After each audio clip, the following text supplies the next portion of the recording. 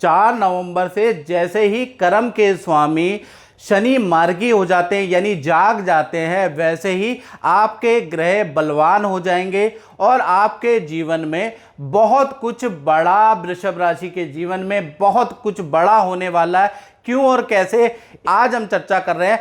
4 नवंबर में शनि जो मार्गी होंगे, यानी शनि को कर्म का स्वामी कहा जाता है, और जो भी आप कर्म करते हैं, विद्या करते हैं या गृहिणियां भोजन बनाती हैं, कलाकार कला करते हैं, जो भी आप मनुष्य कर्म करता है, जो भी जीव कर्म करता, उसके स्वामी शनि हैं। और शनि अभी तक वक्री चल रहे थे यानी सो रहे थे, अब मार्गी हो जाएंगे। और सबसे बड़ी बात कि जीवन में बहुत बड़ा बदलाव आपके जीवन में आने वाला। उसका क्या कारण है ये मैं आपको बता दूं। तो उसके लिए आपको यानी वृषभ राशि को थोड़ा भूतकाल को याद करना होगा।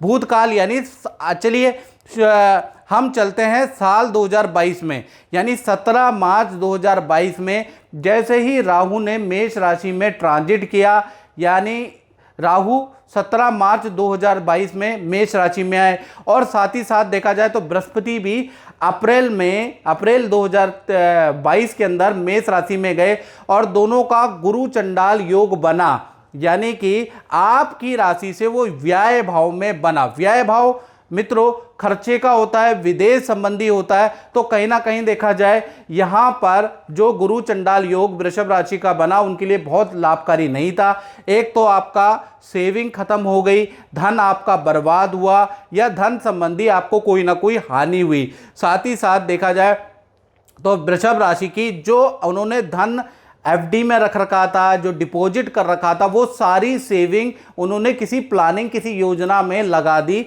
उससे भी इनको बड़ा नुकसान हुआ।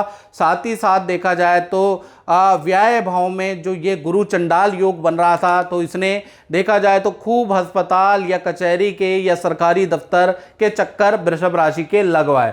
साथ ही साथ गुरु और राहु जब भी साथ में बैठते हैं, गुरु शांति का भी प्रतीक होता है, तो कहीं ना कहीं वृषभ राशि को खूब तनाव रहा। कुछ वृषभ राशि वाले डिप्रेशन में चले गए, तनाव के अंदर चले गए, उनको बीपी की, शुगर की, थायराइड की गोलियां तक भी खानी पड़ी। लेकिन अब यानी कि अब 30 अक्टूबर 2023 में गुरु चंडाल योग अब खत्म हो चुका है, और गुरु चंडाल योग तो खत्म हो गया है, लेकिन 4 नवंबर से जैसे ही कर्म के स्वामी शनि मार्गी होंगे, अब वृषभ राशि को बड़ा मुकाम मिलेगा, या जिसके वो हकदार थे, जो पोजीशन आपको नहीं मिल रही थी, जो मैनेजमेंट सीनियर आपको नहीं दे रहे थे, किसी राजनीति के तहत आपको डाउन किया जा रहा था, तो कहीं ना कहीं शनि अब यहाँ पर मूल त्रिकोण राशि में होने से अब वो पोजीशन आपको मिलेगी।